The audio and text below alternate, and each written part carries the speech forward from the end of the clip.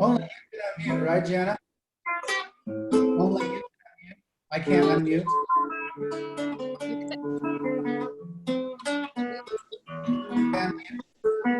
I can mute you, or you can mute you. But could I also People? Oh, yeah. Oh, yeah, yeah, yeah. Let me turn that on. Thank you. Yeah.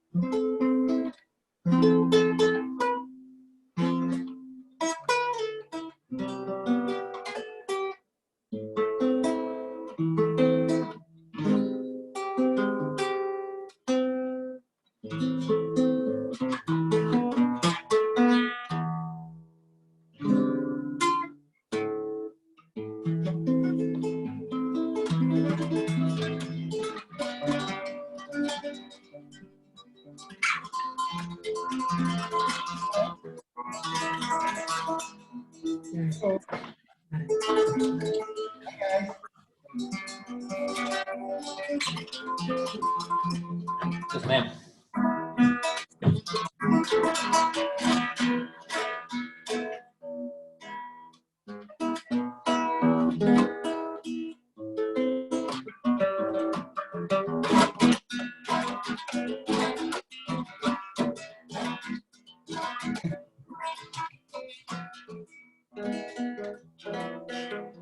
How are you? We're good. We're in southern Utah.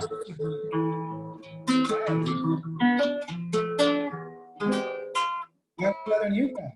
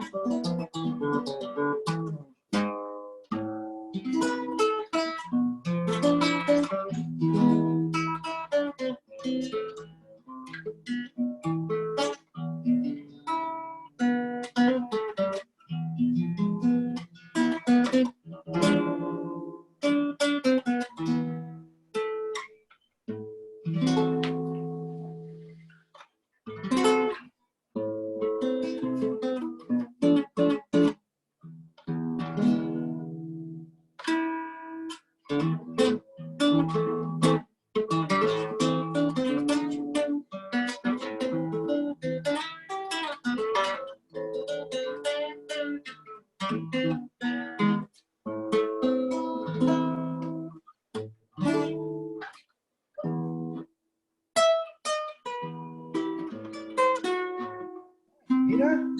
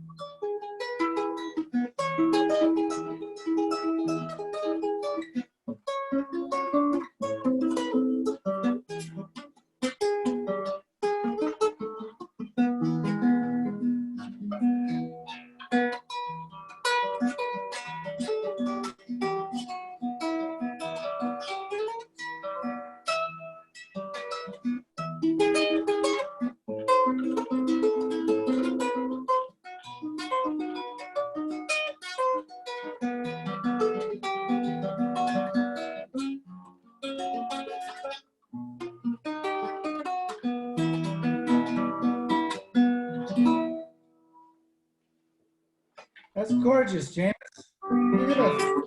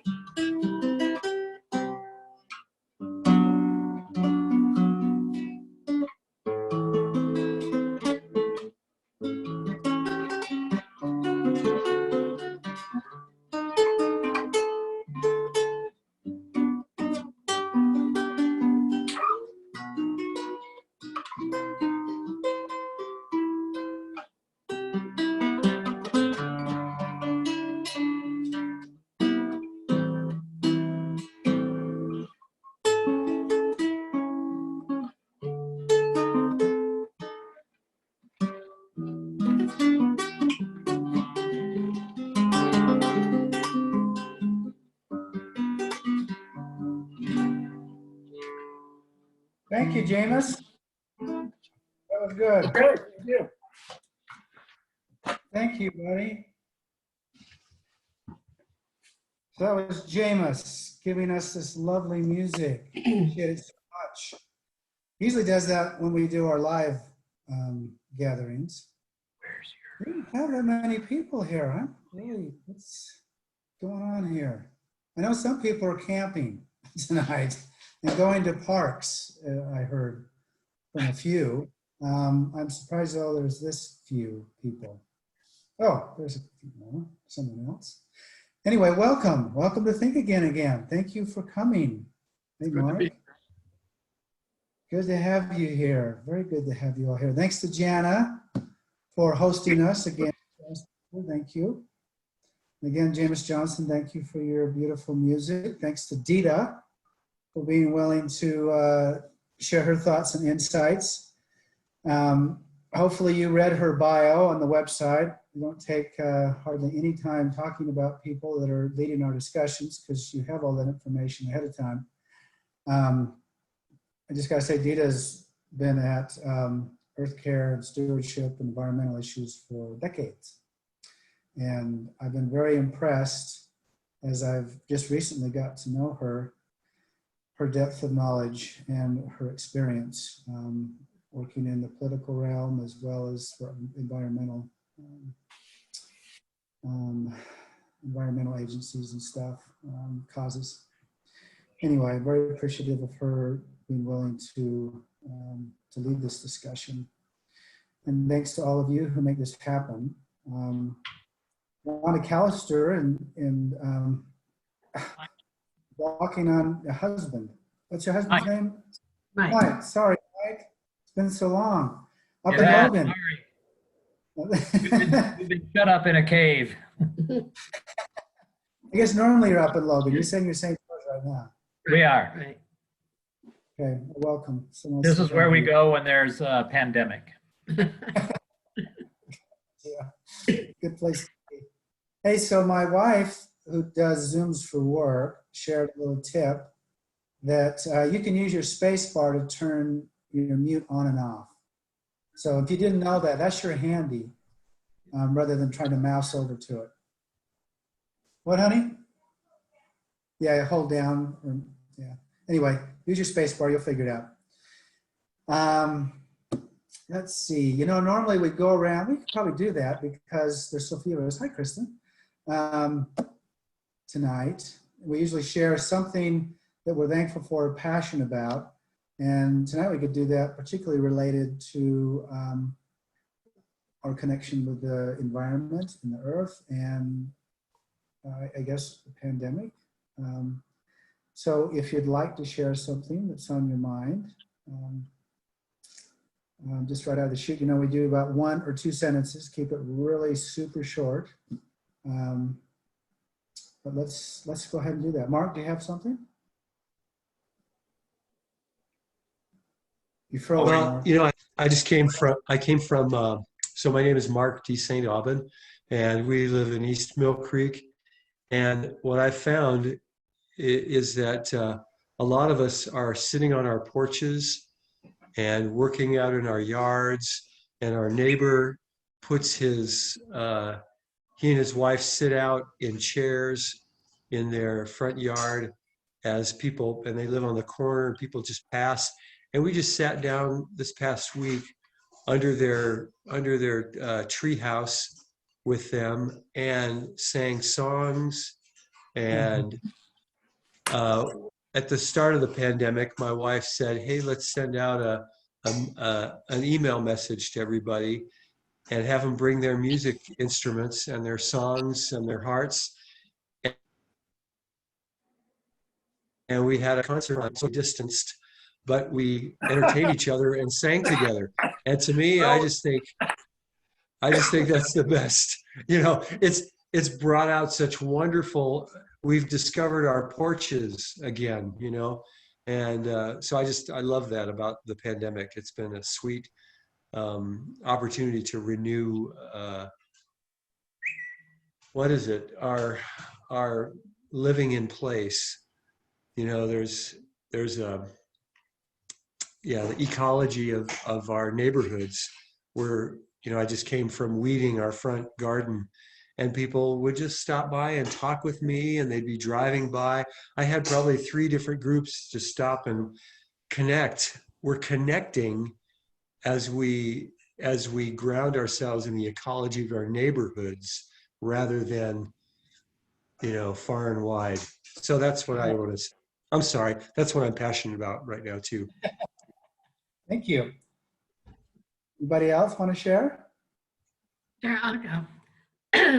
So we're staying down St. George in a house that backs on to a tortoise preserve. And Wow. so we go walking every morning through the tortoise preserve, and we've been coming here for 6 years, and the first 3 years we didn't see any tortoises, and we're so excited when we found our first one. But the spring is when they're out. They hibernate in the winter, and I think they're sluggish and not very active in the summer, but I don't know. But spring is when they come out. And we've been here every year, and took us several years to see the first one, but we had a 4 tortoise day on our walk yesterday. 4 different tortoises.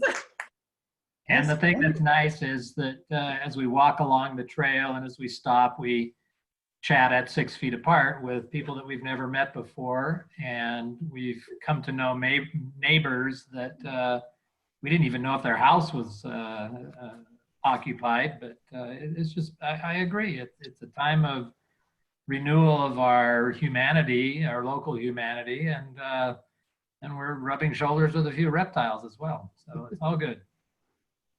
Nice. Thanks, you guys. Anybody else? This is Jameis Johnson. I live downtown and across from the library. And for various reasons, I've just been here by myself. I get out occasionally and wander around, but it's kind of been bleak. But I walked over to the city county building. I've done it several times actually, just to be around some sort of nature. And I started looking up at the trees, and there are some really cool trees over there. And I almost wanted to write a letter to the editor about the very first tree I encountered. It's out there near the street, and everything's whizzing by, and it is the wildest looking tree. And I just thought, boy, I just hadn't done that. And I felt, I was very grateful for the doggone trees. And so that's my ecological reference. But I'm glad that I loved hearing what you also said about interacting with neighbors and with nature. Nice, James. Thank you. Anybody else? Okay, Deeda. Oh, go Jana. Sorry. I was just going to say one thing. Yeah. I'll just say one thing that just really moves me is, over the past 6 years, I've been in a big wrestle with my faith and connection to the divine and all kinds of things. It's always been on my mind. And, I've felt a little bit of a disconnect for a big chunk of my life with how I thought that relationship could go. But one of the things as I look back that I could always rely on is a connection to the natural world that connected me to something bigger that I didn't name it that at one point in my life, but now I see very much as an essential connection between me and the natural world and the divine and all of that entails. And so I'm just so grateful for that. And for those of you who don't know me, I'm a life coach and I work with people, and I'm always struck by the patterns in nature that just apply to our lives. There's so much wisdom just in the natural world that can, if we pay attention to it, can bless our lives. So that's what I'm passionate about. Lovely. I love it. Thank you. All right, Deeda. If there's no one else, go for it. Okay, I'm Deeda. I really enjoyed hearing your thoughts, all of you. And I will say that Washington Square, where those trees are, is actually an arboretum. I was taught this by the city forester, but it's a really special place. There are many, many different varieties of trees on Washington Square, and some of them are very, very, very old. It was profound. Yeah. Trees are amazing. We can learn so much from trees. And there's some, I'll segue here or get off on a tangent, but there's some really tremendous books out right now, both fiction and nonfiction, about the life of trees. Like there's a scientific book about the life of trees. I think actually that's the name of it. And then there's a book by Richard Powers called The Overstory, which is just a magnificent book. So such a moving story. Anyway, yeah, trees teach us so much, and they've seen so much. And there's a great article in a recent edition of the New Yorker about bristlecone pines. There's a bristlecone pine in Nevada that's 4,500 years old. And they don't look that, you know, I mean, they don't look like they're really alive, but they are. So as you could tell, as I'm talking about this, I get very excited about the natural world. It's what sparks me. Yeah. I see a hand up. Mm-hmm. Deeda, are you familiar with Kristen Iverson and her book on Utah junipers? No, but she's right down there. She's in our group, and yeah. Kristen, sometime tonight in our discussion, I hope you can do a ad for your book, just to show everybody your book. Can you do that sometime tonight, Kristen? You already did the ad. Thank you. I want you to see. I want people to see your husband's beautiful photography as well. Anyway, just a little commercial. That's cool. Thank you. So we're in a really challenging time, and I just want to name that because for a lot of us, it's not easy. Just in my family, I have a child who's in New York City. He's had COVID-19. He's survived. He's 27, perfectly healthy, no underlying conditions, and he thought he was dying. And New York City right now is a very scary place to be. The good news is that he's recovering finally, and he's sort of seeing the light a little bit. He was very depressed when he was sick, understandably, and he was very scared. He really thought he was going to die. And the way people die from this disease alone is just completely heart-wrenching and tragic. And then my husband is one of those people who, if he gets it, it's not going to be good. He has underlying health conditions. So we're walking with some heavy stuff. But in all of this, where do we find our hope, our optimism, our compassion? Because the other dynamic that's going on is that, you know, we're kind of afraid of other humans that we don't know, because they could be, you know, unbeknownst to them, delivering this virus to us. And so, you know, we're using this phrase, and our language is changing with all of this, right? We're saying we're all in it together. We are all in it together, but we're also strangely separate from each other. So it's just, there are a lot of contradictions and juxtapositions of things that, you know, I never thought I would experience anything like this in my lifetime. And we don't know what the future will bring. But what we do know, what I know, is that the natural world for me has always been a source of healing. I mean, my name's Deeda Seed, and I'm a gardener. That I find solace outside.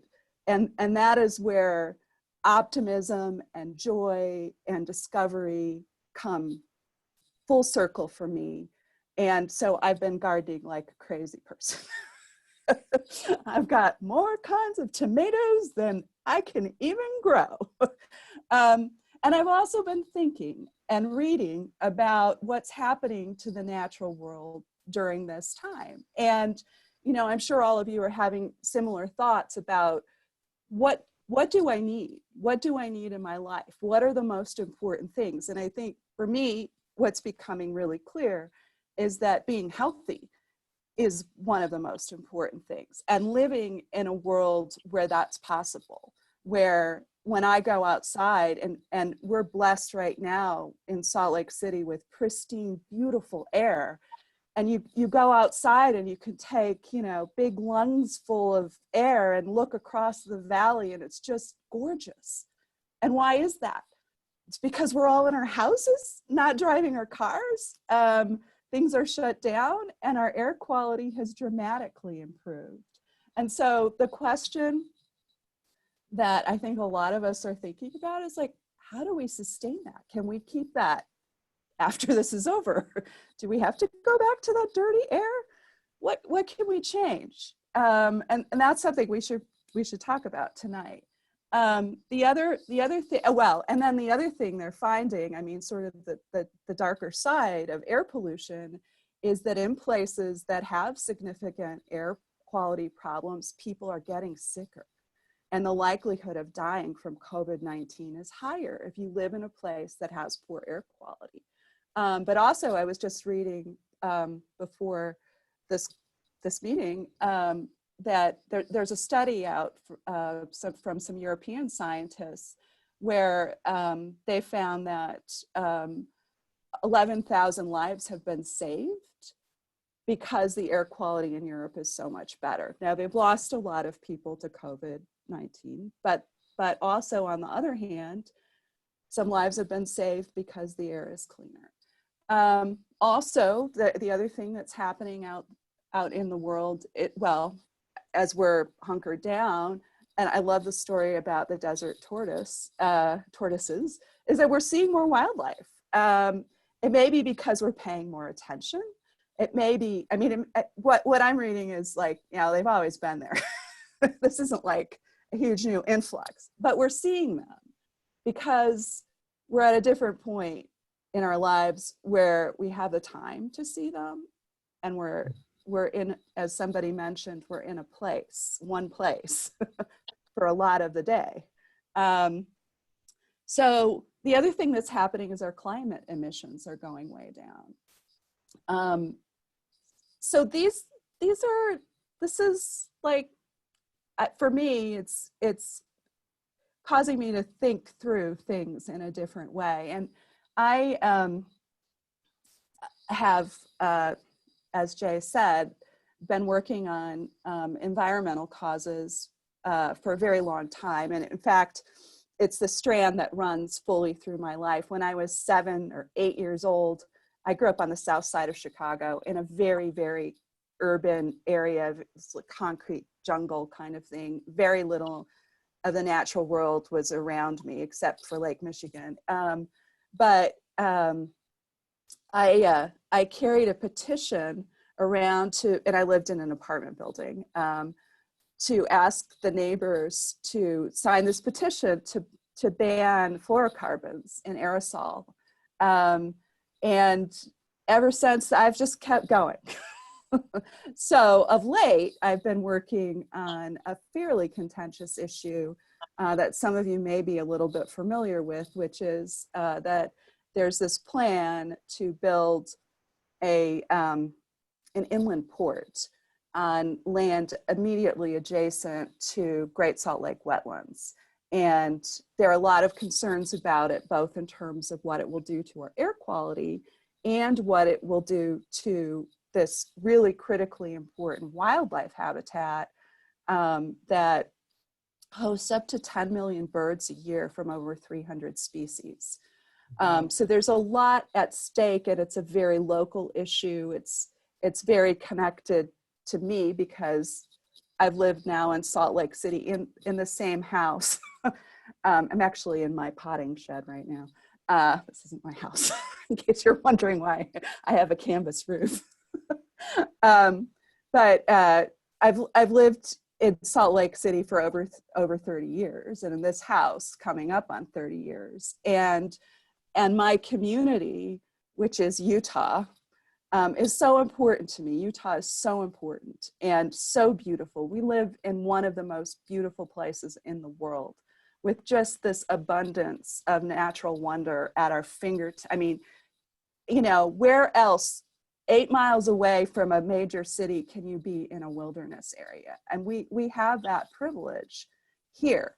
But our challenge is, how do we keep it? How do we create that balance where all of those amazing things are still available to us, where we still have jobs and an economy and a way to support ourselves, but also where we're still able to go to these wetlands and see these amazing birds, or go to the Mount Olympus wilderness and experience that, or just walk out of our house and be able to breathe beautiful, clean air. So I'm going to stop there for now. I'm not quite sure how you want the conversation to unfold. I could tell you a whole lot about the inland port. I don't know if people want to hear about that or not. We could just talk about some of the things that I mentioned and that you mentioned when we started. Let's take a moment and see what's coming up for people right now with what you've said to this point. Anybody have any comments? I was thinking that it's not unusual. I read, I think like even a month ago when I noticed that I felt like had the worst air that day in the nation.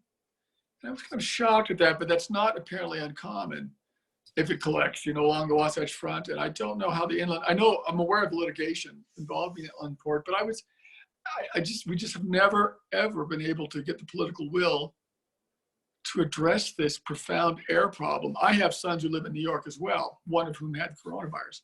But they come out here and they are coughing and wheezing.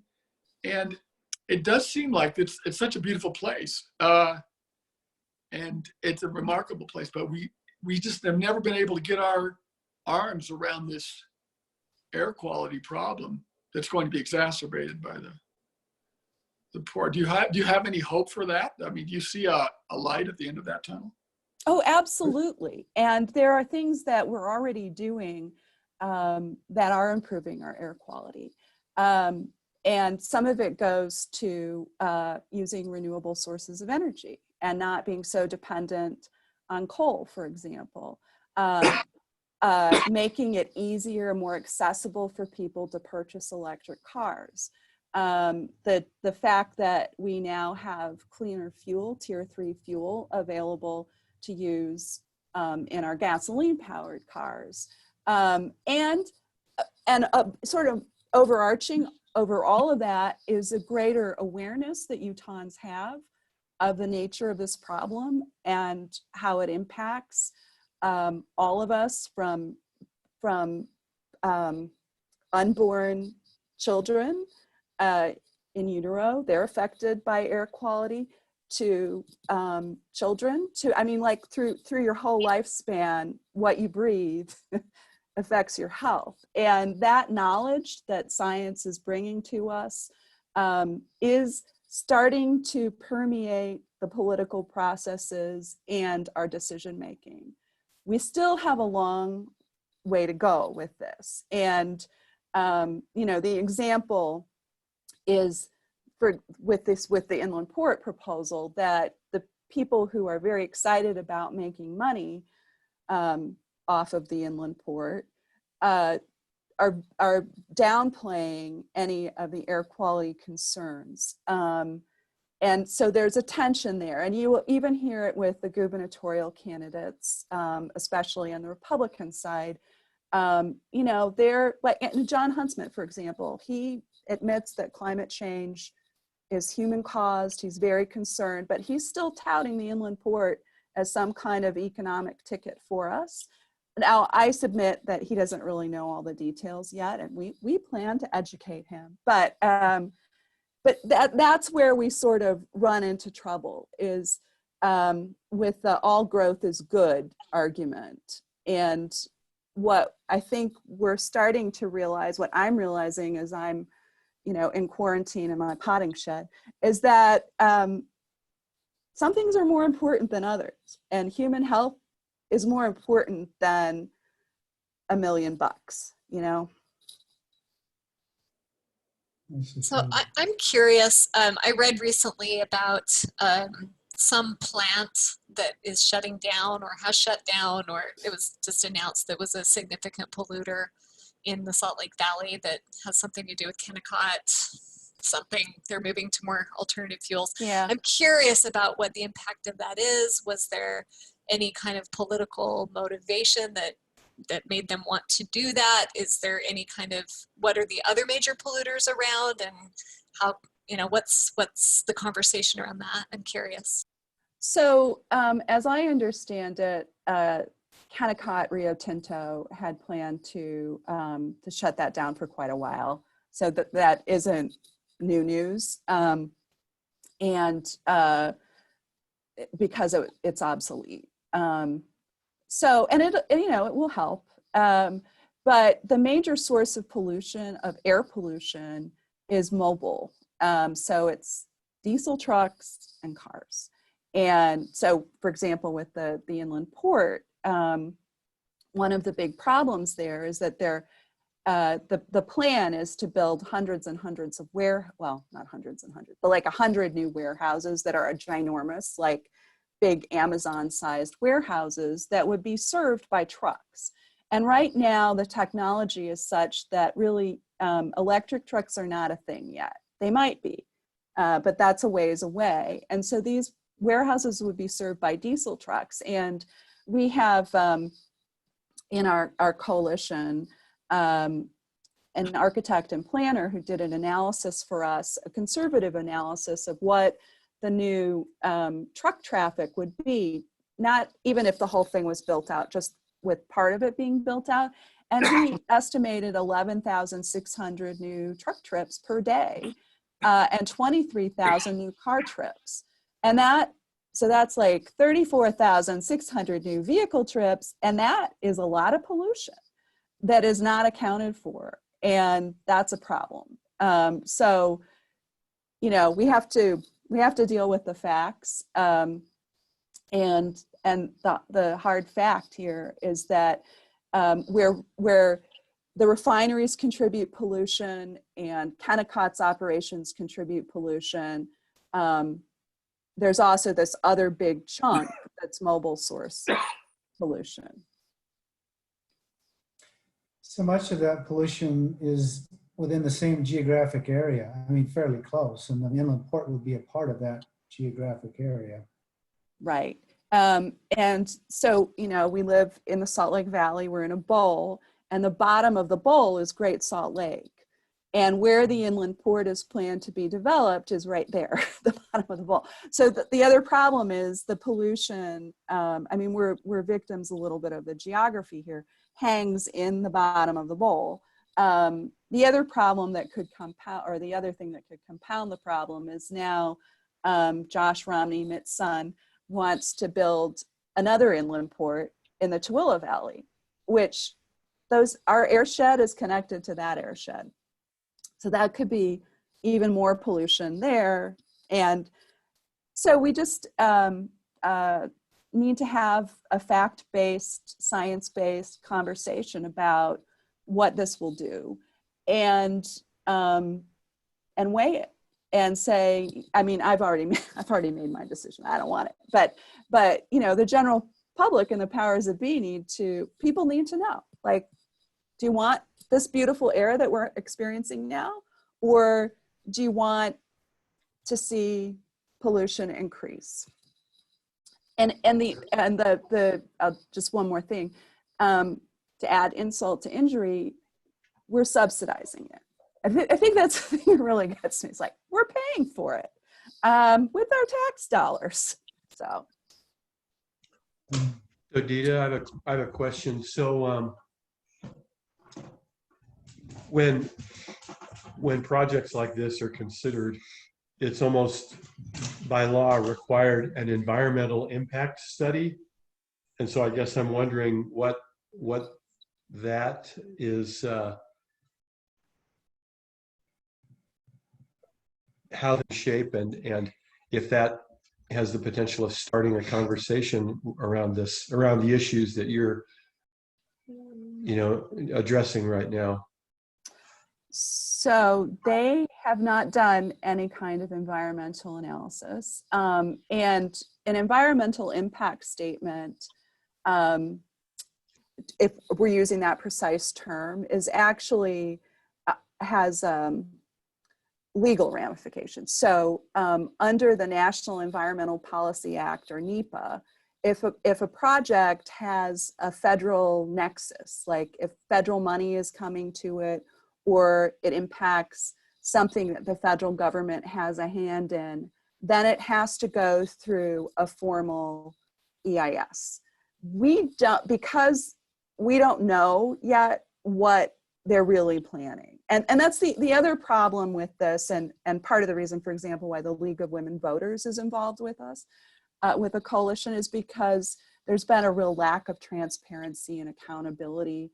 And some people are, playing hide the ball, and they're not saying what they really want to do. We're going to get more information in a couple weeks when a plan is going to be unveiled that everybody will be able to see. But so the answer is there has not been an EIS or any environmental analysis, and we're hoping to see that. And then we're going to want to critique that with our own experts. Good question. Anybody else? So are you saying then, I'm sorry, are you saying then that there will be a discussion about this, or you're not sure?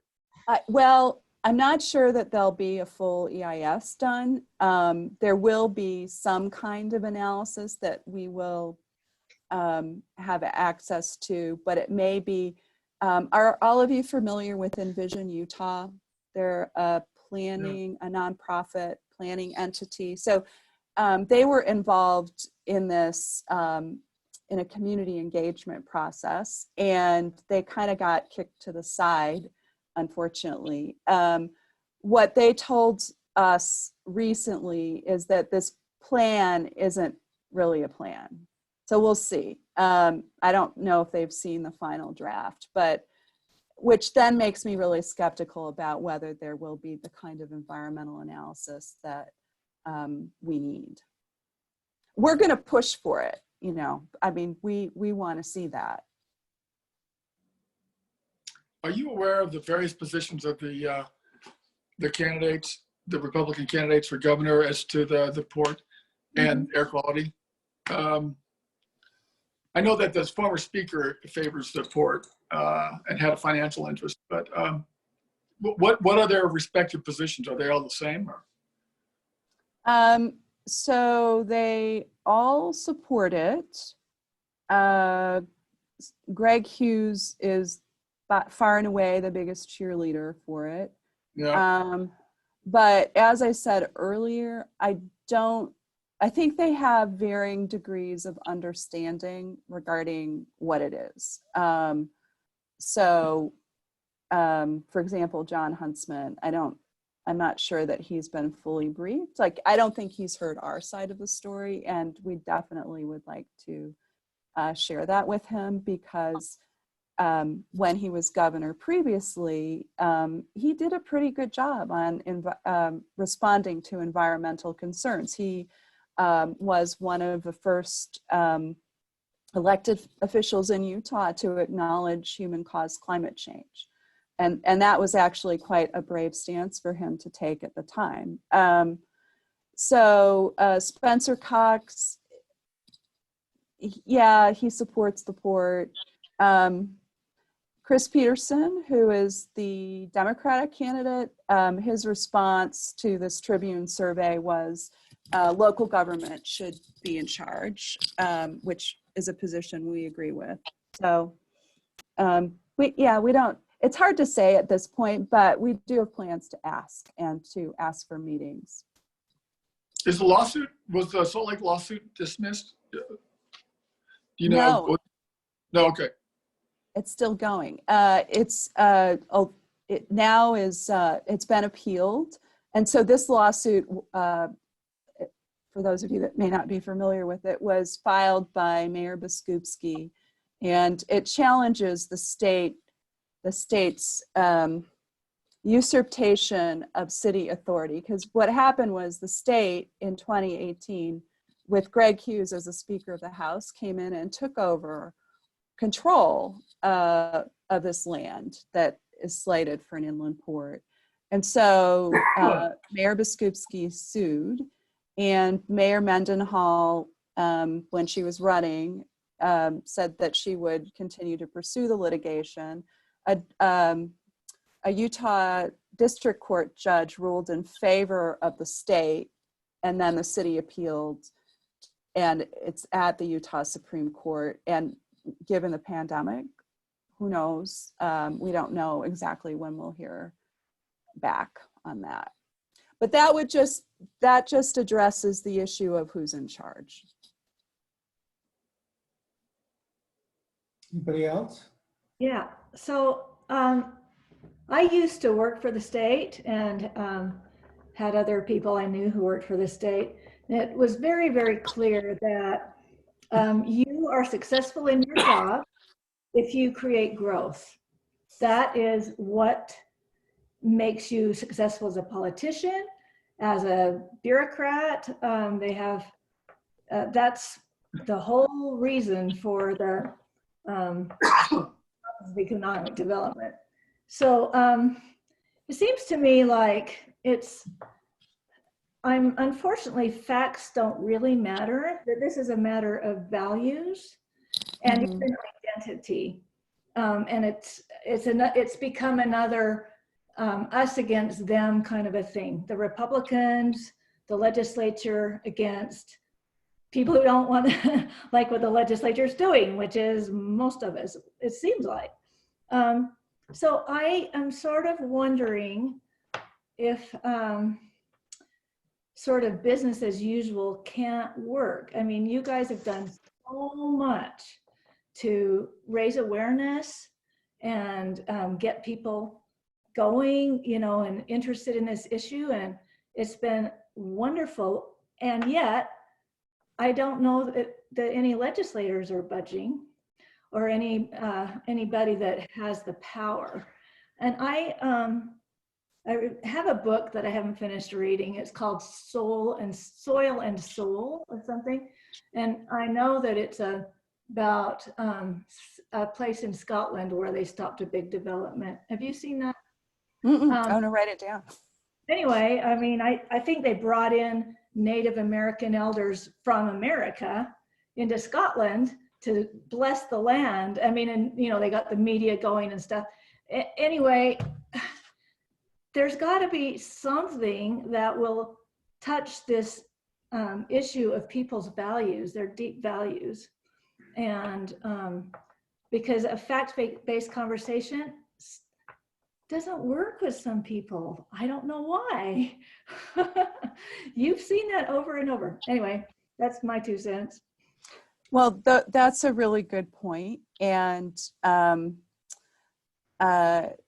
where we think we have room to maneuver in terms of making this less bad is actually with Salt Lake City. So, and as it turns out, and not so much with the legislature. So as it turns out, Salt Lake City does still have a lot of control over what happens in this area. And our challenge is going to be helping our city leaders have the backbone to exercise their good judgment on our behalf and do the right thing. And if you go through, as I have, the documents, the whole history of this in the Salt Lake City archives, there's lots of language about sustainability and reducing emissions, and it's good language. The problem is taking that really good language, those really great ideas, and implementing them, that's where we're running into the real challenge. Although I think it's surmountable. So for example, I was going to show some slides, and I don't know if that fits with this, but do you guys want to see slides? You do? No? I could show you a map. Do you want to see a map? So Jana, can I share my screen and do that? Okay. You should be able to. Okay. What is it a map of? It's a map of Depends on the the map. area. Okay. Okay. So here's, can you all see my screen now? Somebody. So this is the area that we're talking about. These are uplands, and just have to show you some birds. Here's the inland port area. This is the area that the legislature took control of. And here, to orient you, is the Salt Lake City International Airport. Here's I-80. Here's the new prison. And this is, in here this all is undeveloped right now. And this is where they want to build all the warehouses. Down here on this side, here's the Salt Lake County landfill. This is sort of filled with landfills, and it's already very industrial. And if it could be cleaned up, that would be great. That could be a total win-win. I mean, things could be done way better down here. So kind of the position that we're moving toward is we want to see less development up here, because just to orient you a little further, this area right here, these are all duck clubs. And there's a huge contingent of duck hunters that go out here. They're very well connected as well. They're also judges and wealthy businessmen, and it's a very important group. Right. And they're with us. They're terribly concerned about this. And then up in here is the Gilmore Audubon Sanctuary, which is very, very important habitat for migratory birds. And then over here is the Inland Sea Shorebird Reserve, which is owned and managed by Kennecott. And here's the Kennecott Tailings Impoundment. So anyway, so this is the area, and I'll just Deeda, are those all is that privately owned land? Yeah, let me show you. I don't know if I have that map here. So this is all privately owned, all of it. This right here is the old Salt Lake City North Temple landfill that was operational from 1959 to 1979. And it is now currently owned by the State Institutional Trust Lands Administration, or SITLA. And their plan, we don't really know what they want to do with it. The one plan that they had that the developers loved was to turn this into a huge rail yard for the Burlington Northern Santa Fe Railway. Down here is already a rail yard, an intermodal rail yard, truck to train, run by the Union Pacific. And our position is we don't need two. We already have one. Union Pacific built this and paid for it themselves without public subsidy. They plan to expand it as the need arises. We don't need to subsidize this, because the plan was that we would help Burlington Northern build this, and like, why? Oh, and our concern is that the supersizes everything. So let me show you this. This map is like what they want to do out here is just put in a row after row after row of warehouses. And here's a picture of one that's being built right now. They're enormous. And there's nothing being done with regard to environmental sensitivity. Like, they're not using permeable pavement. They're not using best practices. This could be a warehouse anywhere.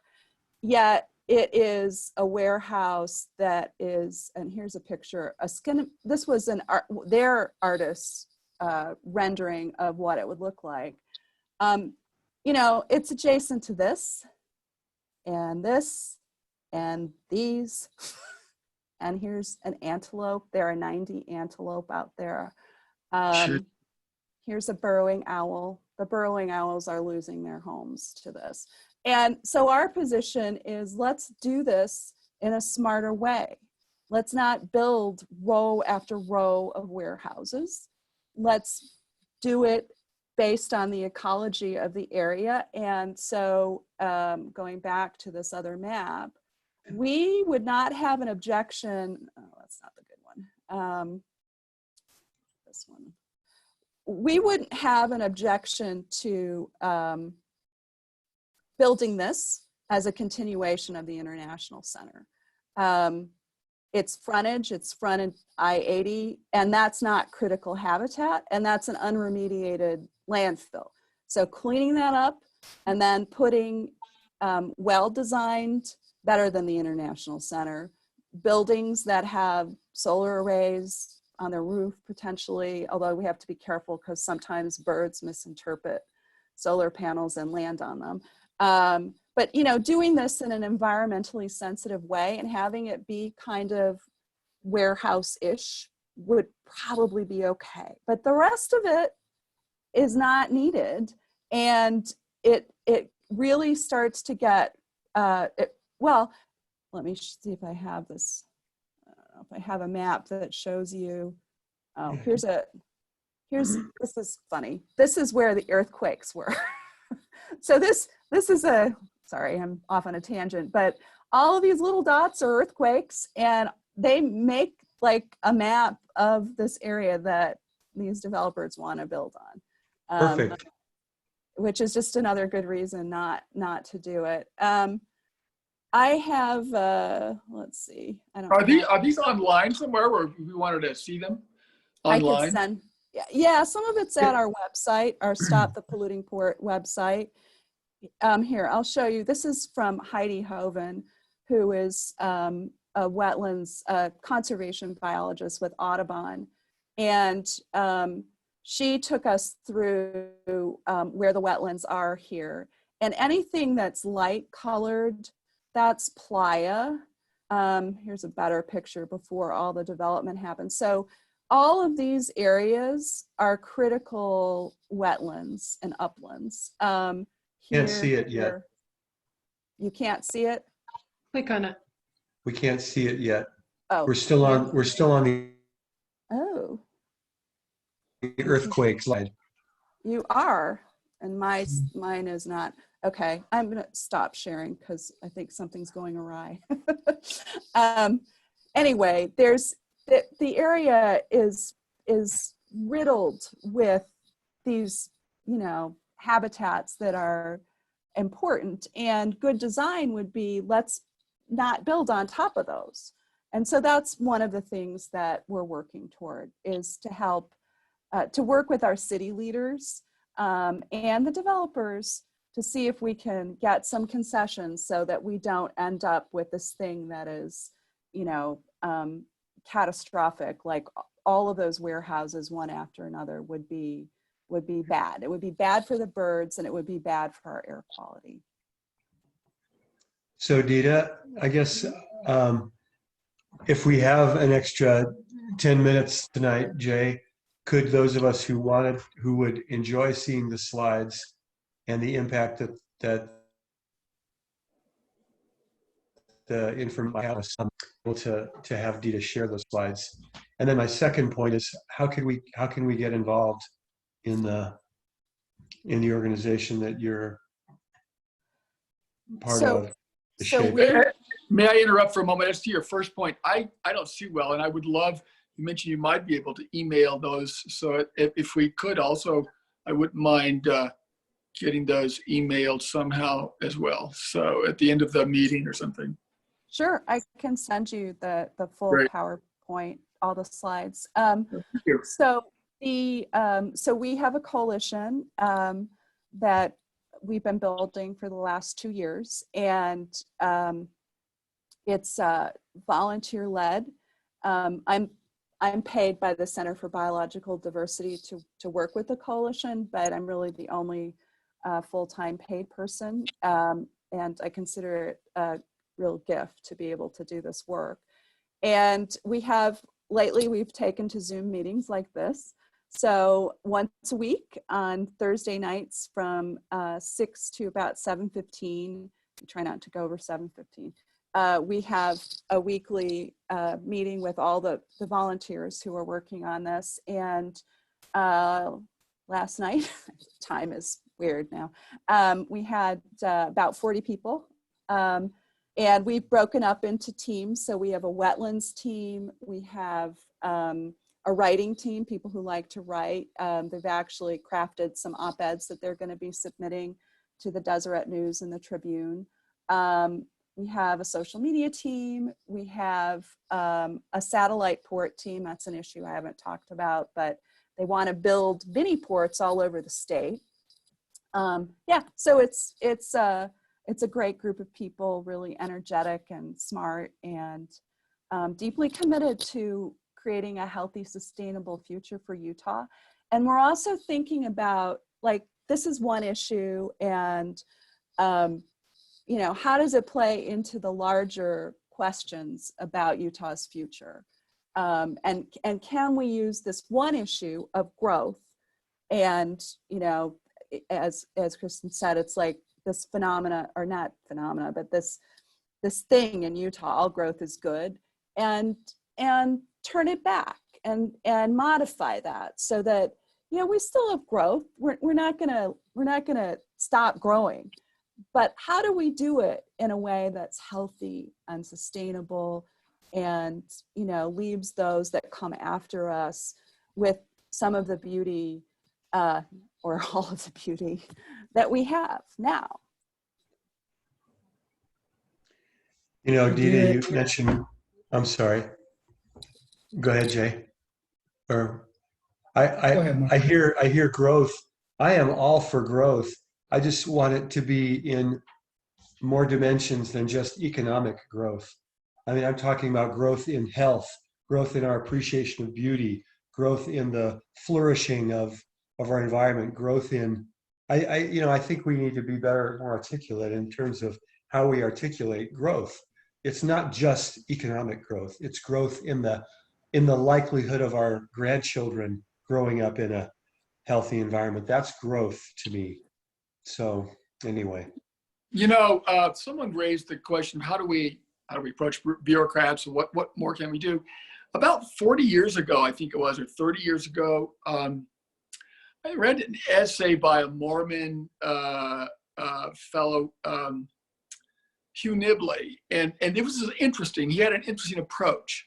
And what he said, there was a question about the snail darter in southern Utah. They wanted to develop, and I think it was during the Reagan administration, and James Watt had been appointed, I don't know, over the EPA or the Interior, and was discounting all of this.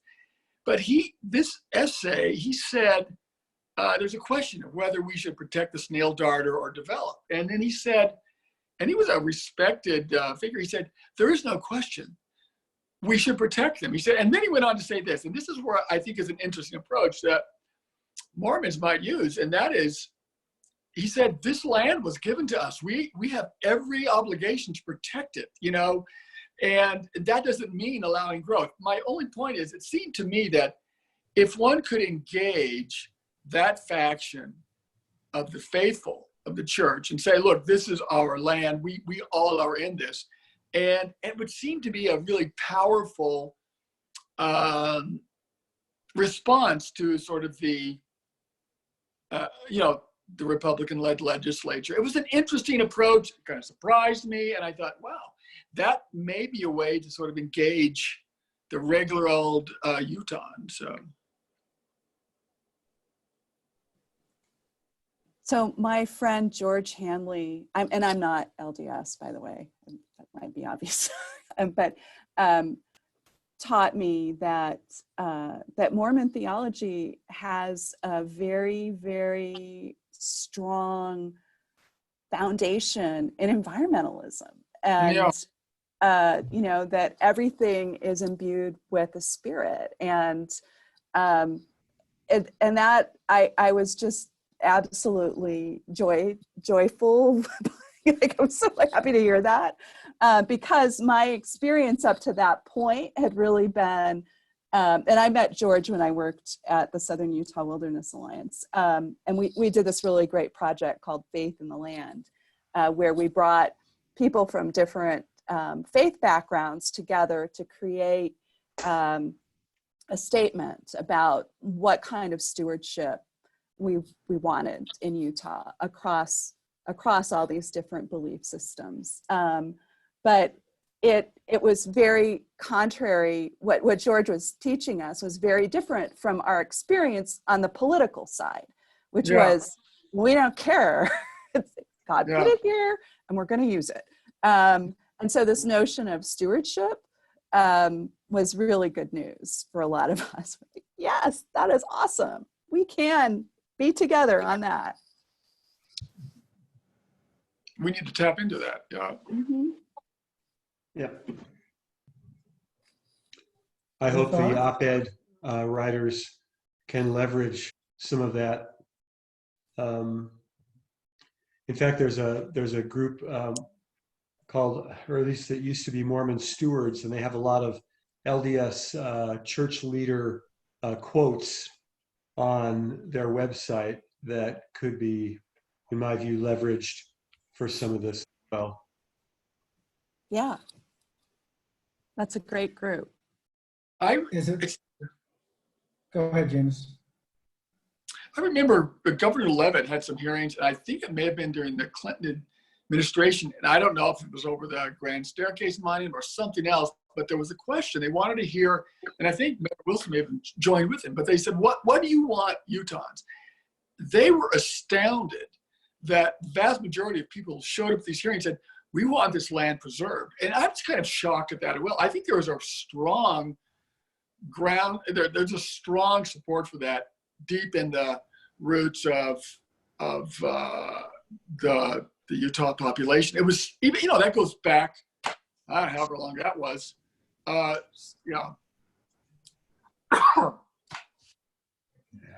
Deeda, so the next steps, you're working with a team, have been in the legislature lobbying, right? It sounds like. Mm-hmm. Lobbying. I'm just trying to think. The difficulty is we've got some powerful people and businesses like Rio Tinto that have a lot of political capital and a lot of money. So how do we counteract that with, I think the difficult thing for me is it's such a simple equation here. I mean, you add any amount of cars and driving and diesel trucks, and that's going to add to the pollution. I mean, even if we were talking about 100, I mean, that would add, and we're talking about thousands of extra vehicle miles on top of bad air quality already. And we know, I think you've mentioned the top three things in the public's mind through an Envision survey, if I remember what you told me. Air quality is number one, and then quality of the bird migration. Is that true in the Great Salt Lake? Yeah. The third Protection one, of those habitats, yes. the habitats. What was the third one? The third one is concerns that neighboring communities have about traffic congestion, and I mean, they're just like basic things like road conditions, like big heavy diesel trucks rip highways to shreds. So those kinds of practical concerns people expressed. Yeah. And those are the top three things that people talked about. And, for anyone who's been on I-80 recently going west, it's bad. That I-80 is not in good shape. And there are a lot of points where, you add more traffic and you're stuck in traffic literally for quite a while. So, yeah. Is there, excuse me, go ahead. Okay. I was just going to ask, does Salt Lake City have any power or oversight in terms of what percentage of those vehicles could be electric vehicles or natural gas vehicles? No. Could that be factored in? Kind of a win-win, you know? Yeah, I mean so one of the things that we've been talking about connected to this is, you know, what is the capacity to start using electric trucks, and how can we encourage more electric vehicle use? And we do need to have that conversation, which, you know, extends beyond this immediate concern of building an inland port, but to overall improving our air quality. And, you know, maybe this is really a good time for us to jumpstart that conversation. While we have the attention of the powers that be, because we're pushing back on this idea that they love. Yeah, so I think we may be able to make some progress with that.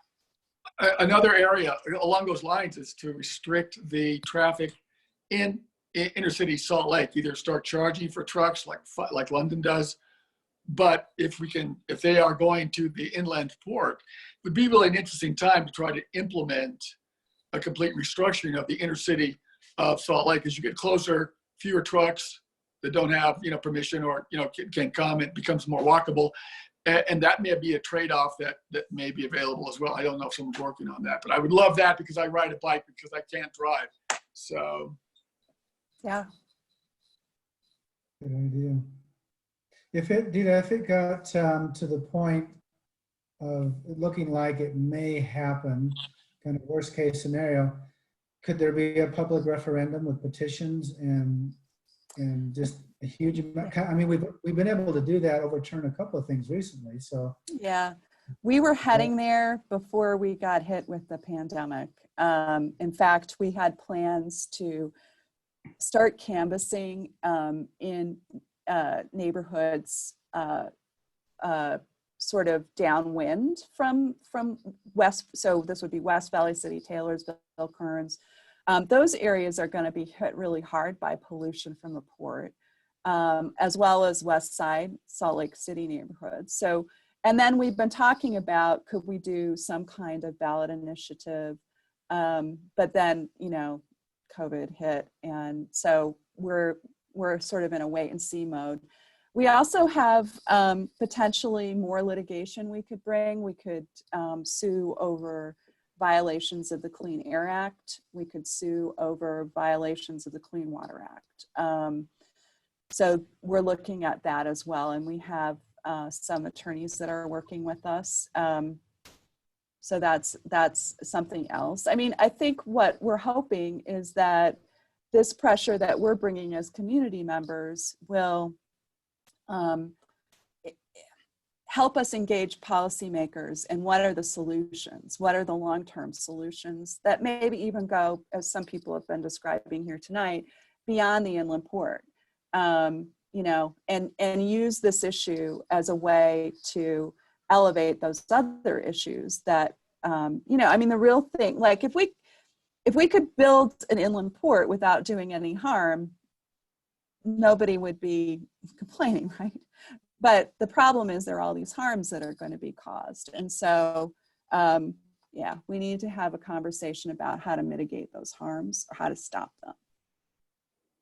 You know, the other factor is in terms of jobs being created, which is part of the things that the proponents are touting, is most of the jobs are not great jobs, and they're not well-paying jobs, and they're jobs that will be pretty soon replaced by robots and automation.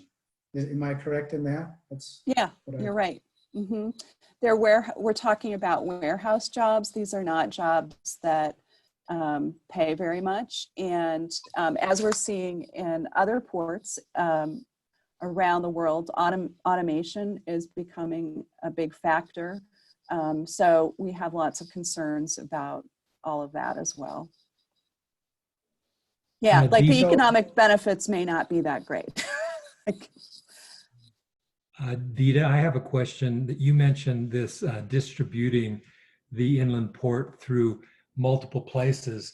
outside our basin, which collects pollution. That sounds like a wonderful idea. I was driving a car trip a while back and I saw that Walmart had a kind of a warehouse way out in the middle of nowhere, okay? But it was kind of centralized. And could you speak to that? Because I'm really interested in that notion. Well, so what happened, there's a little political story to this. So Greg Hughes, when he was Speaker of the House and was pushing this inland port idea at a rapid pace through the legislature, we think he went to rural legislators and said, the reason you want to vote for this inland port is because it's going to help you export fossil fuels from your communities. And so he was really selling it as a fossil fuel port system. And he wasn't talking about satellite ports at that point. And he actually didn't do his homework very well, because it turns out that coal is not coming through Salt Lake City.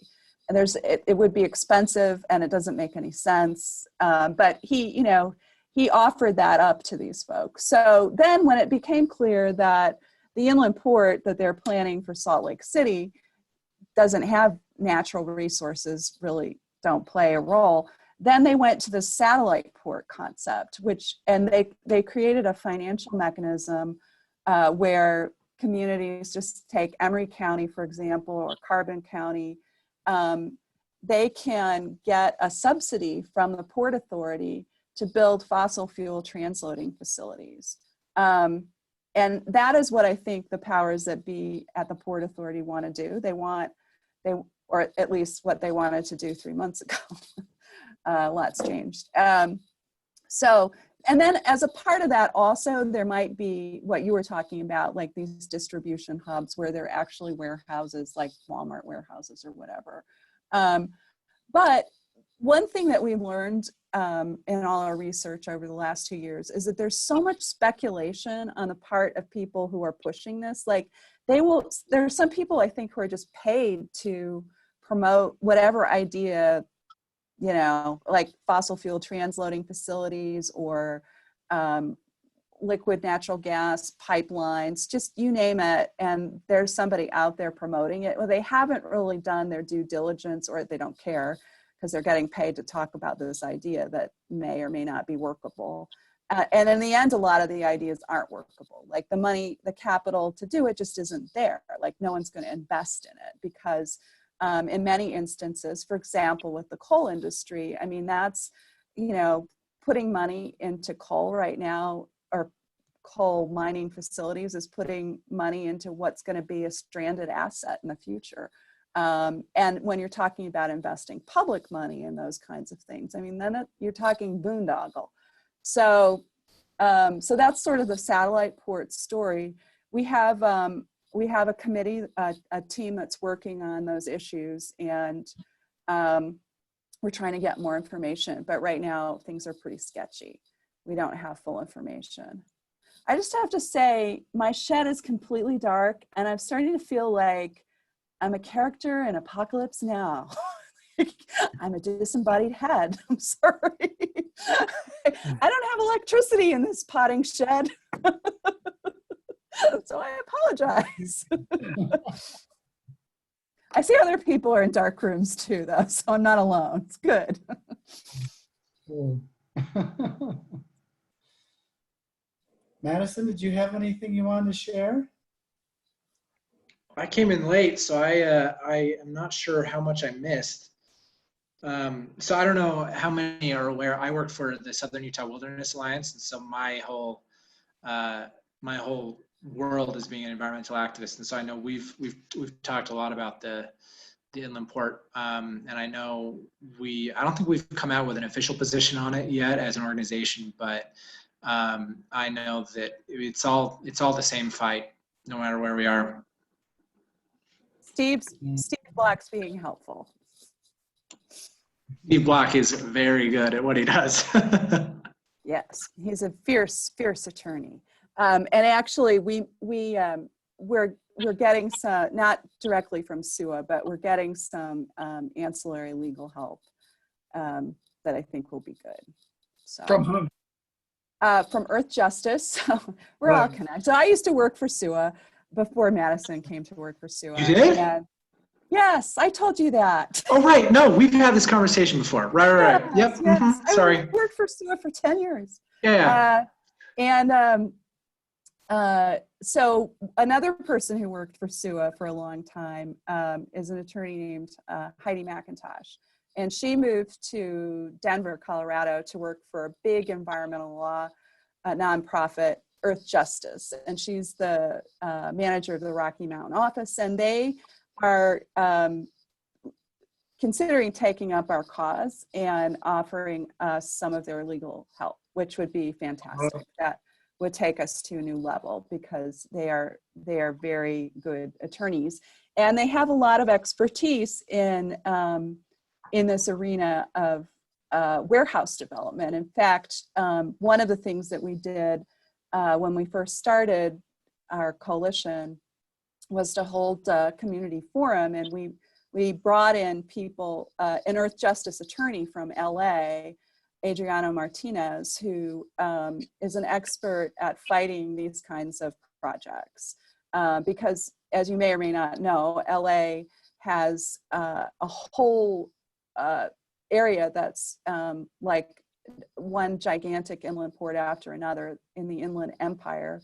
And as a result of all these diesel trucks, they have what they call the diesel death zone. I mean, their problem is an order of magnitude like far greater than ours ever will be. But they've learned a lot. And anyway, if we get that help, that would be fantastic. So we're just waiting to see. You know, Deeda, I remember asking you, and it was kind of a leading question when we were talking, but nowhere in the world is there any kind of port, of any kind, inland, seaport, that's not quite polluting. I mean, they all pollute quite a lot, right? Yes, they do. There's no clean green port anywhere. Probably the port that does the best is the port of Rotterdam in the Netherlands. But the port of LA, which is where our Port Authority director came from, is super, super dirty. And they are engaged in a $14 billion retrofit to try and clean things up. And, you know, what our port, so Jack Hedge is the fellow that is the Utah Port Authority director, very nice guy. But what he's saying is, you know, I'm coming here because I want to do a better port. Well, the problem is there aren't any examples of a better port. And I'm not sure if we in our bowl want to be the guinea pigs. And I also know now that he had no idea before he took this job sort of what he was up against in terms of the environmental concerns. So, and what he will say, and what he has said in public meetings, is that all of our concerns are valid. And his, you know, and then he's like, and we're going to respond and fix these. Then unfortunately, he runs right into our legislature, and he had no idea how about them either until he got here. So I don't know how much headway he's making in terms of getting sustainability into the mix. But we're pushing, and we will not give up. That's we're gonna fight. I sense that you feel optimistic. Yeah, because I've been an organizer for a long time. So I'm 57. I've been doing this since I was 7. No, really, since I was a student at the University of Utah. And I have never seen this much people-powered energy come to a cause. Even when I was at SUA, we didn't have kind of, well, I would say when Trump rescinded the boundaries of Bears Ears. There was a big outcry around that. But there's a lot of human energy going toward saving this landscape, and that causes me to feel optimistic. I'm getting a message that my internet connection is unstable. Did I freeze? Off and on, it's happened a little bit. I have a question, Deeda. Are there I'm going to move into my house. materials that could be, printed and or sent electronically? Just a little kind of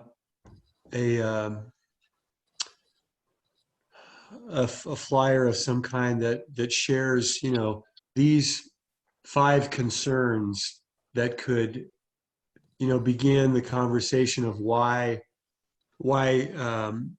perhaps this is a short-sighted push on the end from the to use kind of the metaphor we often see in movies, Hollywood movies. It's always a bulldozer that comes up against some people who, stop the bulldozer. So, is there like a web page? See, this is new. All these concerns are to me. Yes. A web page that can share, these 5 concerns, and we can share those with our friends, colleagues, neighbors. So we have that on our webpage. So our webpage is stopthepollutingport.org, and there's all sorts of information on it. There's a fact sheet that goes through this stuff. There's a video.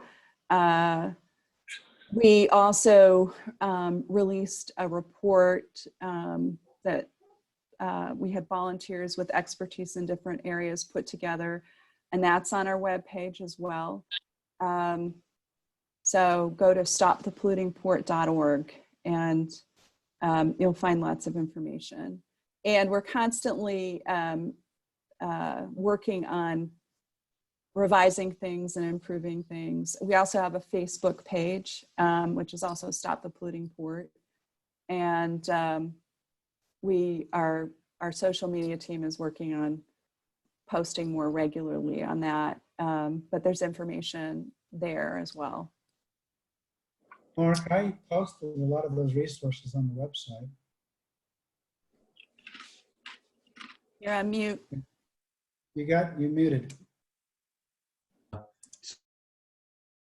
Yeah, so as I do on all. Today, that's great. Thank you. Yeah, they were already there. Okay, I'll good. add I did find a good interview with Deeda. Oh, I can't remember the organization. A gentleman interviewed you, I think, last year. Was it Utah Stories, maybe? Yeah, I think it was Utah Stories. Mm-hmm. Yeah. There's also a KUER interview that I did with Doug Fabrizio on Radio West, where the interim port director was interviewed as well. Things are changing a lot, though, and they have, each legislative session we got something new in the mix. But I think the big thing for all of you who are on this call tonight to know is that this business plan is coming out, and that will give us more information. We'll see how thorough it is. If what my friends at Envision Utah told me is true, then it's not very thorough. And we're going to have to push for more information. And I think, the other thing is we're going to have to work with Salt Lake City, and we're going to have to work to impress upon Rio Tinto that if they want to, Rio Tinto as a corporate entity is very interested in being viewed as, oddly enough, environmentally friendly. Their shutdown of their coal plant is an example, and they want to be considered a sustainable mining company. And what they're doing out there doesn't fit that. And so we also could do some work there. So there are lots of things for us to do. It's you know, we're throwing everything we have at the problem, trying to protect our community, these last remaining wetlands. I mean, the statistic to remember with regard to bird populations is that there was a report released recently that shows we've lost 3 billion birds over the last 30 years. And that's not sustainable. I mean, I want my kids and their kids to be able to see these birds.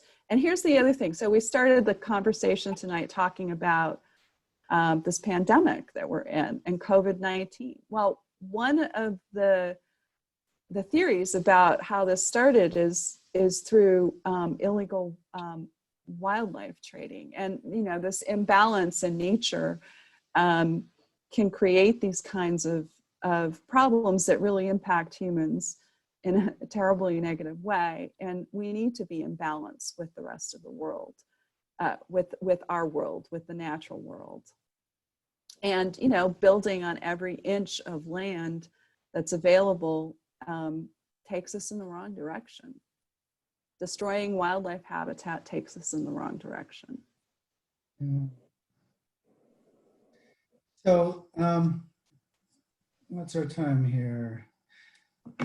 How about we kind of wind down and circle back around now that we've talked about the inland port, and again, share anything that comes up for you in terms of why you appreciate the natural world and the environment, and particularly what you're finding either currently or in the past, how that connection, why that connection is meaningful to you. I mean, it was obviously meaningful enough for you to come tonight, where for some reason a lot of people didn't show up.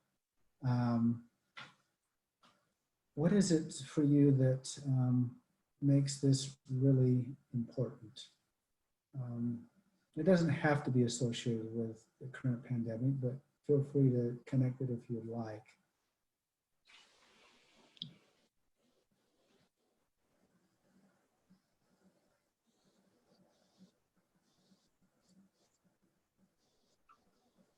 Anyone? I'm recently reading Eckhart Tolle's Stillness Speaks, and it was interesting. This was one of the trips that I made to the city county building. But he made this point. He said, you know, if you want to somehow tap into this stillness in you, which is ultimately that which is real, he said, try this. Go out and look at a tree and touch it and realize how long it has been there and how deeply it is rooted into the earth, and ponder that and think about your connection. And that was a suggestion to sort of try and reach this destination of inner awareness and peace. It was through nature. And in fact, that is really the only way to do it in some ways. But it was interesting to have read that and try that. Yeah, nature, gosh, I think that's our only, that's our connection to being, I think. Thank you, James. It's beautiful. You'd love the book, The Overstory. That will speak to you, particularly right now. And you'd love Kristen's book. She had to leave, but about junipers. That's another lovely book. Oh, yeah. Anyone else So, have some? Yeah. You know, I've shared some of my thoughts before, but Lorene and I took a trip to the bird refuge last week. We were just so, I don't know what it was, just maybe combination of cabin fever and feeling disconnected from nature because we haven't been out of our house much, and other than to hike up in the mountains, which is great. But we took last week, a week ago yesterday, to the migratory bird refuge up by Brigham City. And it was remarkable. As I recall, the history of that refuge was that it came about as a changed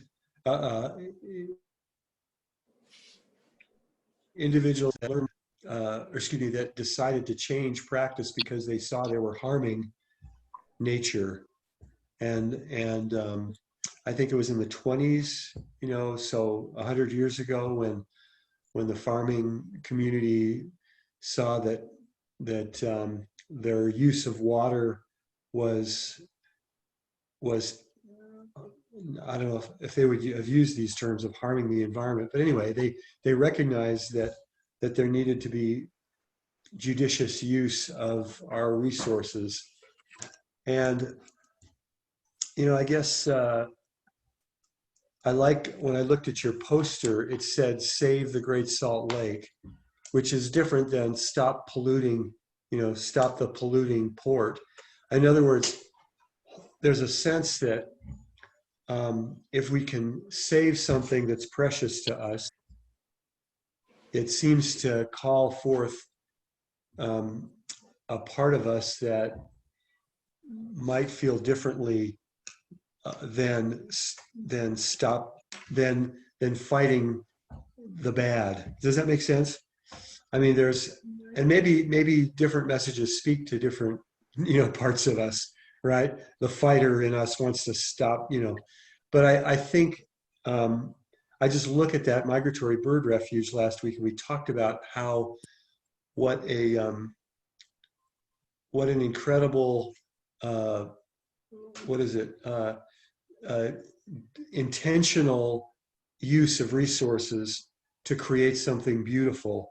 And I just feel like we can build on that in a way that maybe can be perceived as a win-win, or actually can be a win-win with some of this stuff. That when we look at what's most precious to us. Anyway, that's just a thought. I feel like I was touched. We had these two, I don't know if they were herons or something, but these two very tall birds right on that 12-mile circular loop, and there were these two very tall birds that were standing in front of our car, and it was almost like, "You shall not pass." Ian McKellen, Gandalf's. It's like, this is our land. It was just a beautiful thing, and I don't know, just the beauty of it touched me, and I wonder if we can speak to that with some of this conversation, this dialogue of what inspires and what calls forth the best in us, and our history of making decisions that when we have rooted ourselves, to use James's phrase, how rooted we are, Eckhart Tolle, we have our roots in making good decisions that have shown our value of what's most precious.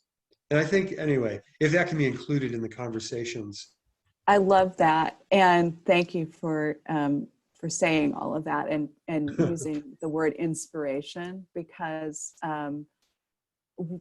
that is something that we need to include in all of this, along with hope and having a really inspirational, creative vision for what the future of this area can be is, I think, going to be essential to our success. At the same time, not to be too Pollyanna-ish, we're also balancing we need to stop some things, but inspiration, that yes, we want to inspire people to take action to build a better future.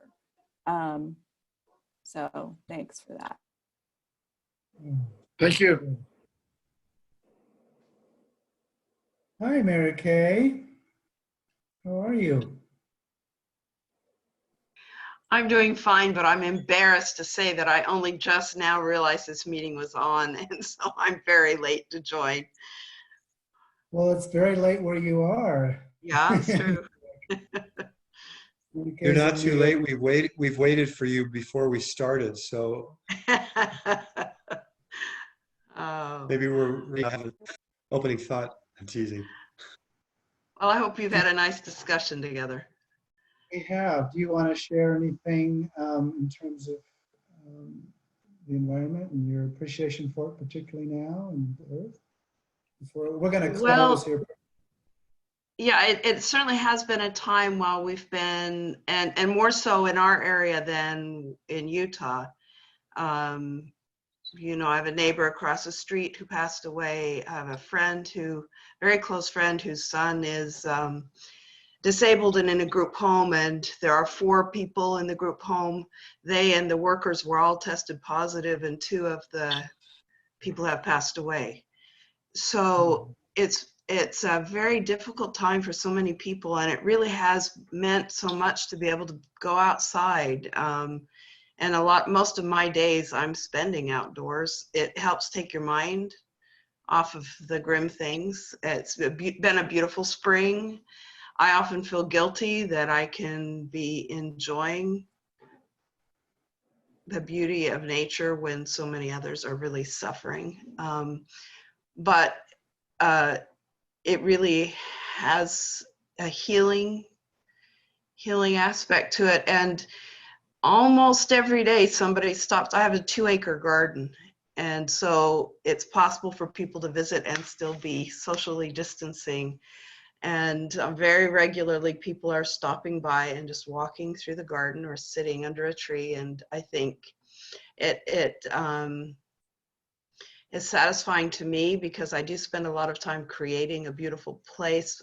And I in particular, work to create habitat. I've got lots of nature. So when people come, they're hearing lots of birds. They're likely to hear croaking frogs. I mean, even in the day, more in the evening, but we have the random ones that will speak up during the day. Anyway, it's a nice place.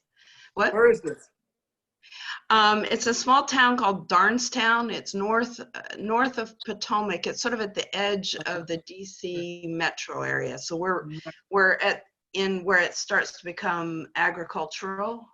So like we have a pump, or we get our water from a well and have septic, and in the area where we live. Actually, it's kind of bad. We have a lot of these, most of the properties are like where we bought, it was 2 acres of lawn when we moved here. And I've since planted hundreds, literally, of trees and shrubs. And sounds wonderful. Yeah. We've been talking about trees some tonight and how important they are. Yeah, I love trees. I lead a native tree planting project, and I've been doing it now for 6 years. This year I gave away 440 native trees to our neighbors. I get them from the Maryland Department of Natural Resources and then set up times for people to come. And it was interesting because, again, we're in this time of COVID, and I was worried, would we be able to do it?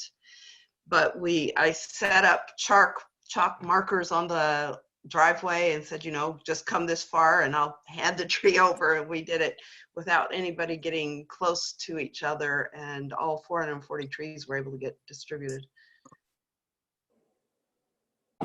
Wow, that's lovely. Thanks for sharing that. Grant, I haven't heard from you. Did you want to say anything in the dark over there? You're going to need to unmute. Let's see. Thank you, Jay. I've enjoyed the discussion tonight. Gwen and I were inspired to watch one of our sons transform a downtown Salt Lake property into a much nicer place. He's worked over 100 hours just to transform the front lawn of this decrepit place, and he's put 5 grow boxes in and put up a retaining wall and just made the neighborhood something a little nicer. So we're inspired with his inspiration of tuning into nature and favoring a little bit of garden and creating, you know, peace and space and beauty. Thank you. Thank you. There's Happy a really- Earth Day. There's a really nice Happy book May Day. about doing just that. I think the title is Bringing Nature Home, but the author's thesis is that we can all create biodiversity around our own homes. You know, planting native plants, letting go of the big lawn, and then, you know, think magic happens when you do that.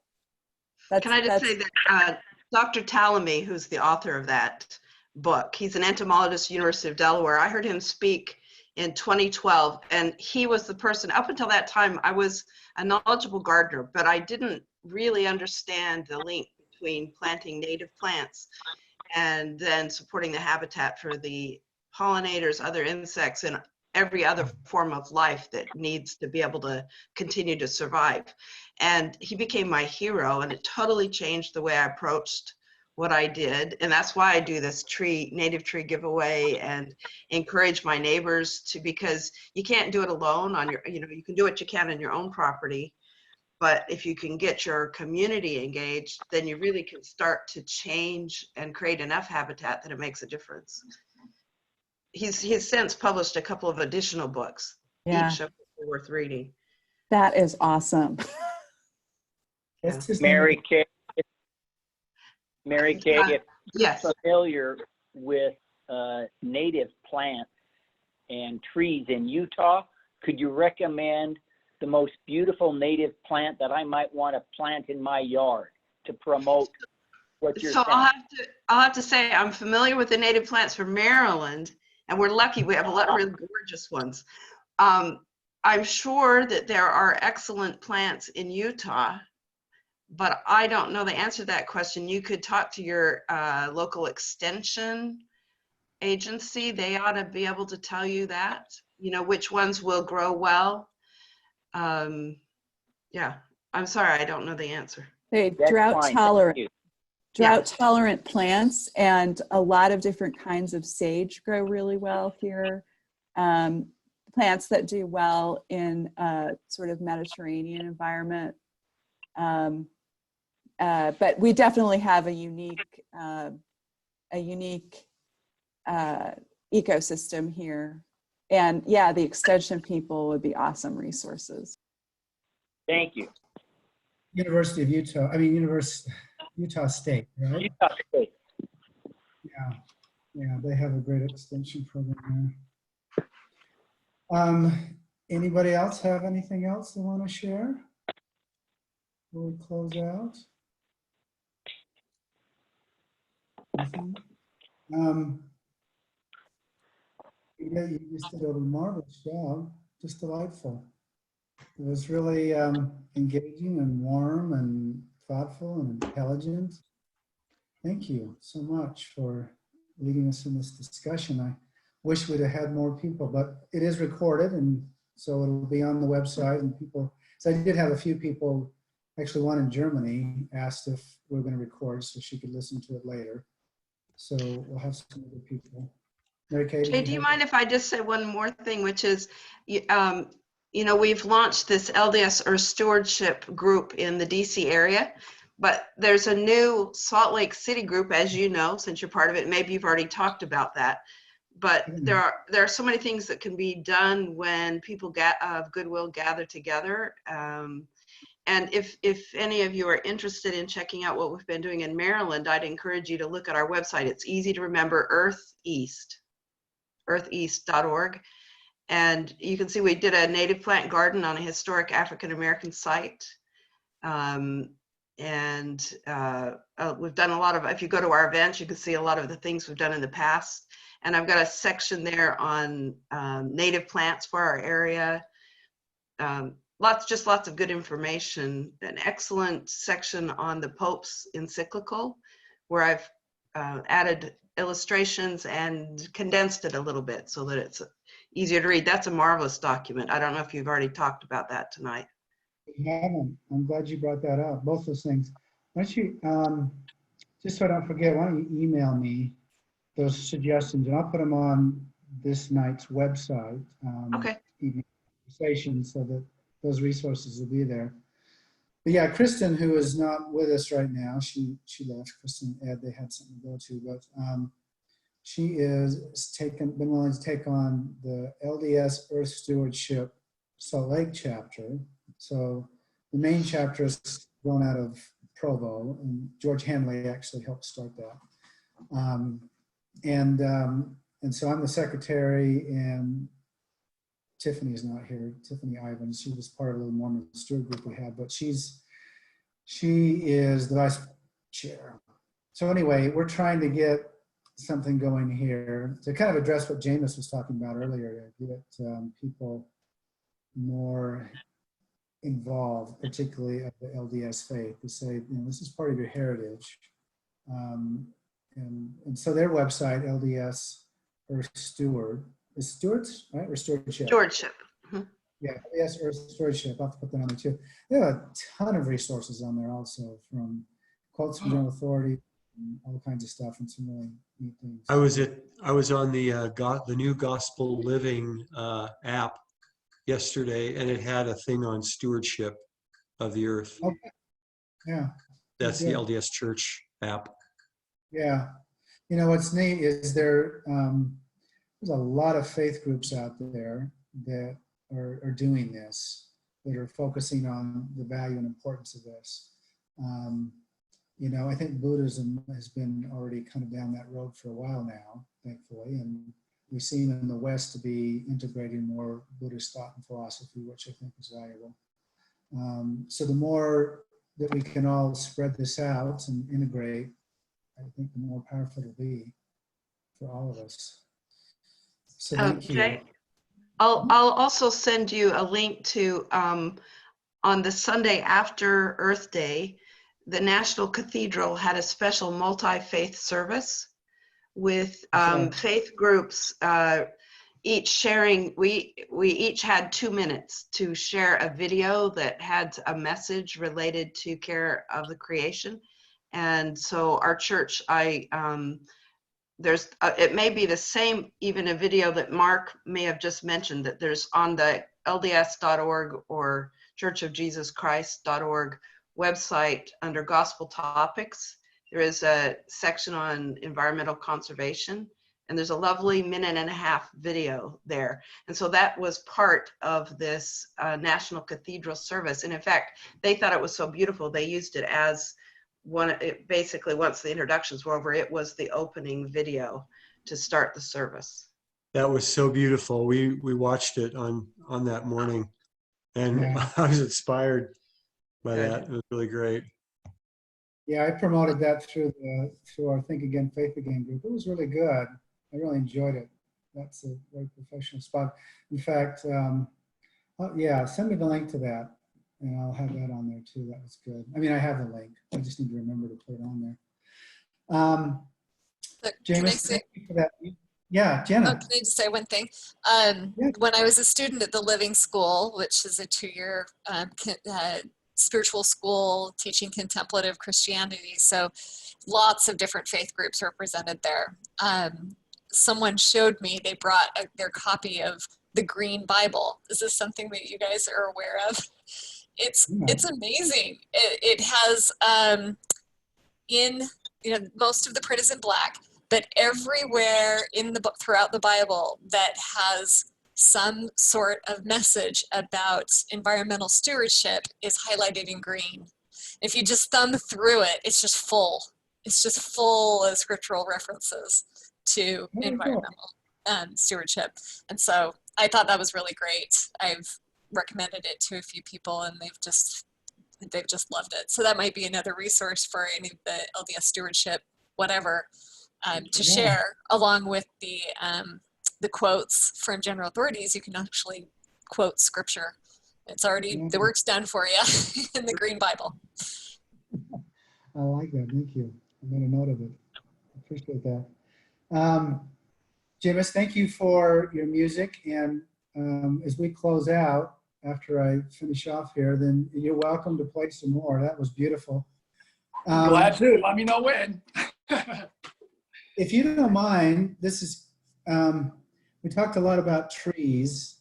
And again, I just finished listening to the Overstory twice because I'm listening to it and I don't always pick everything up. And it's a bit complicated story, but it's really, I mean, it's poetry. So much of it is poetry. There were times I was weeping. It was so beautiful.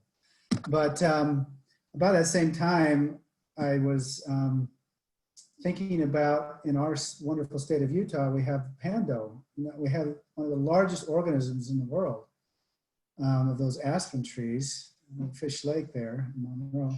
And so this poem kind of came to me. And if you'll give me if you'll be patient with me, I'd like to share it if that's okay to just kind of close out. It's called Pando, the Trembling Giant. You, all of you, each one of you are like us, like people. Or rather, we are like you, except we don't do life as well as you. You are one, you are Zion, one in heart, in mind, in branch, in root, in earth. You raise your hands high in praise of life. You shimmer and sing at the slightest breath of life. You grow and expand without strife, while giving back more, much more than you take. Your roots, those veins and vessels running beneath skin of soil, pump life through you, the largest single living organism, a collective of capillaries and synapse-like cells speaking warning, wonder, and community on earth. You've made your work and your glory you've made your work and your glory work for everyone, not just a few.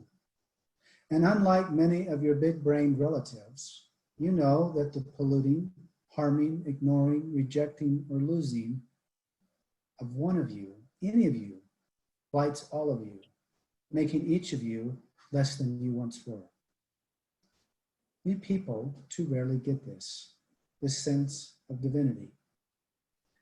Being a God is more about connection than quantity, more about community than quality, more about opportunity than equality, more about ascending by descending, more about letting go so others can grow, more about a patient, slow evolution than a revolution, or our insisting on restitution or restoration or compensation, more about mercy, treasuring this one pearl of great price, this rare and precious earth, receiving its abundance without false intention or extortion, receiving its gifts through connection and appreciation of all creation.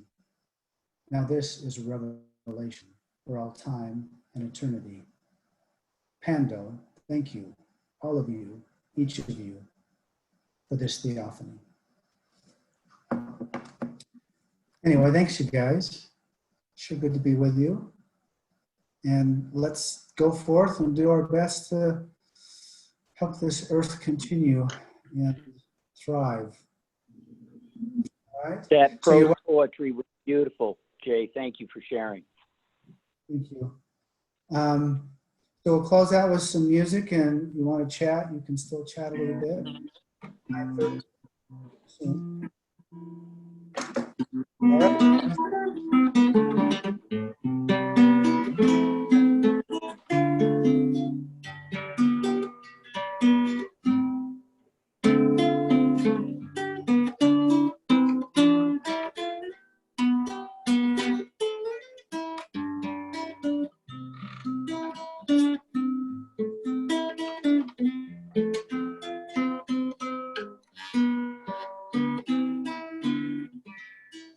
right.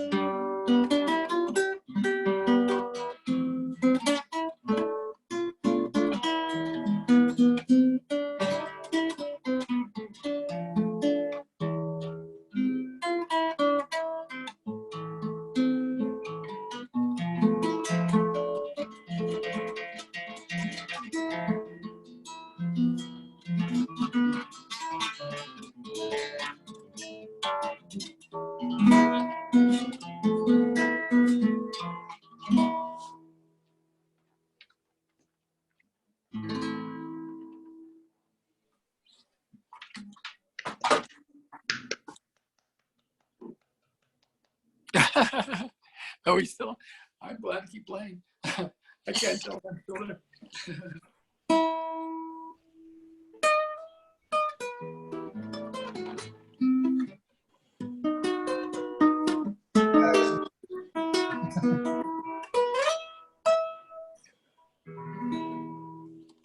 Thank you, Jameis. Good night, Yeah, thank you. everybody. Good night. Yeah, thanks, Jana. Thank you, Deeda. Thank you, everyone. Good night. Good night. Good night.